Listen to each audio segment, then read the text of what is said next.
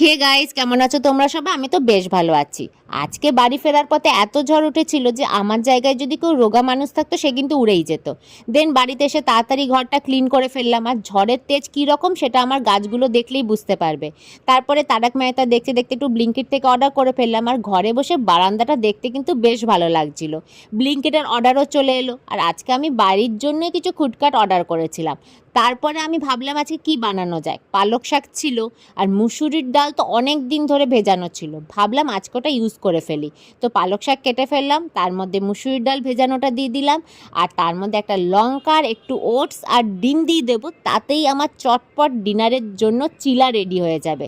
তোমরা কিন্তু এটা বানিয়ে দেখতে পারো, বেশ ভালো লাগবে, আর খুব তাড়াতাড়িও হয়ে যায়। আমি অবশ্য আমার জন্য একটাই বানাবো, কারণ একটা বানালে আমার পেট ভরে যায়। তো যতক্ষণ আমি এখানে ডিনার করছি তোমরা তাড়াতাড়ি গিয়ে আমার ভিডিওটা লাইক শেয়ার সাবস্ক্রাইব কিন্তু করে দিও, আর পরের ব্লগে আবার দেখা হচ্ছে।